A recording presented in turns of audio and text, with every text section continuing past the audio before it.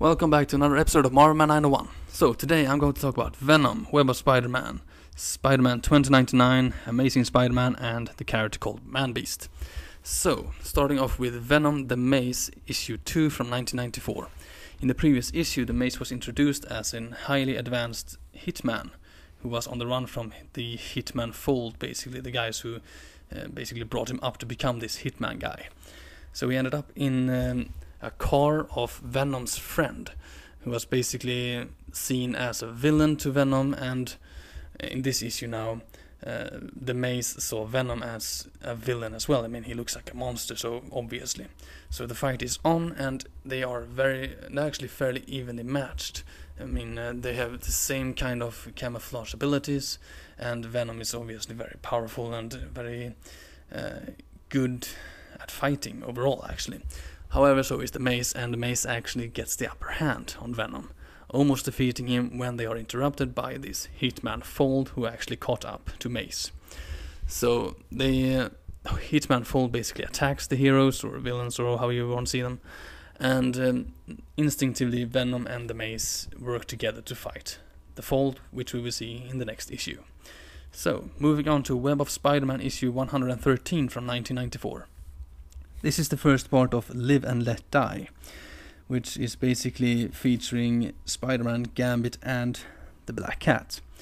So, the new Macroscience Museum is having this grand opening and a fundraising event. So Spider-Man is basically staying outside as he's still reeling from the whole pursuit storyline thing that the Chameleon had with his fake human parents or whatever. And basically he heard that someone is going to attempt a theft or something at this museum this night, so he's kind of basically hanging back to check this out. He sees this flash of light and goes to investigate and sees Gambit. So the fight is on. I mean, he knows that Gambit is a thief, and when Gambit uses the fairly poorly chosen words that he is on thief guild business, basically, this makes Spider-Man react instinctively, and he attacks. So, there's a big fight between Gambit and Spider-Man, which is eventually stopped by the Black Cat, who basically tells them to save their strength, and they're fighting for the real villains, who turn out to be 3 silencers. Apparently, these silencers are very technologically advanced hitmen or assassins, whom Black Cat previously fought. While this happens, of course, the guy called Thomas Haney is demonstrating the F.A.C.A.D.E armor, who is very extremely advanced biocircuitry armor thing, which basically is something that I can imagine Iron Man would be using. Very advanced, and the demonstration goes smoothly, until of course they hear all the commotion on the upper stairs, basically other floors, from the fighting with Spider-Man and Gambit and all that. And everyone basically clears the building, except Lance Bannon and his girlfriend, who was, well, having fun on another place. After Spider-Man and the 2 heroes defeats the silencers and basically wraps it all up and leaves thinking everything is fine, Lance Bannon and his girlfriend exits the closet, and Lance Bannon actually sees someone trying to steal the F.A.C.A.D.E armor, and it snaps a pic of it, and then is knocked out, and the F.A.C.A.D.E armor is stolen. And it will continue in the next issue. Moving on to Spider-Man 2099, issue 20 from 1994. In the previous issue, the character called Discord was basically trying to bring down the entire cyberspace, which would, of course, cause havoc in the future. Meanwhile, actually, Gabriel, who is Miguel's brother, was stuck in the cyberspace, unable to get out. So naturally Miguel went in there as well to basically save him. The avatar that we see here is in fact Spider-Man 2099, well, Miguel, basically looking for his brother.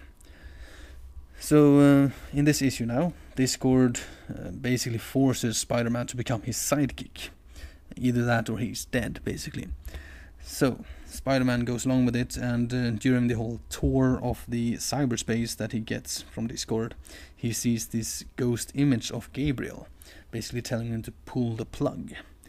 Naturally, Spider-Man has no idea what he talks about, but then later on he actually sees this literal plug inside the cyberspace, which he manages to basically pull, which would eventually lead to the disablement by Gabriel of Discord.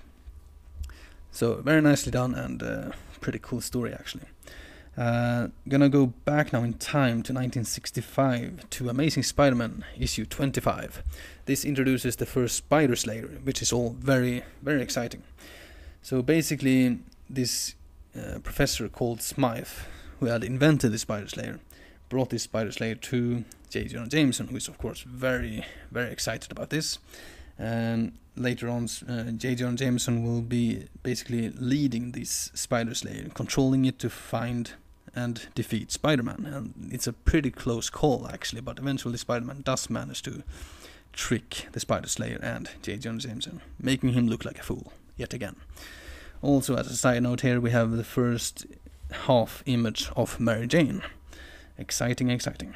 So, the last part of today is in fact this day's character. That is the Man-Beast. So he is obviously Warlock's greatest enemy. Adam Warlock, that is. He is basically the highest evolutionary step of a wolf by the High Evolutionary. Actually technically called a new man. He was introduced in Thor 134, and he's very powerful, very strong. Naturally has fought Warlock many times over. He's very intelligent, completely mastermind basically in planning, and he uses his mind basically to create these conspiracies. Latest that I read was actually him portraying a senator in the UN to force the Avengers to attack the Infinity Watch. However, he was of course defeated by Warlock over and over again. So very interesting character, very powerful. Okay, thank you all for listening. I hope you enjoyed. Do subscribe if you like this. All of this is of course Marvel's creations. I'm only telling the story. Stay safe and have a good day.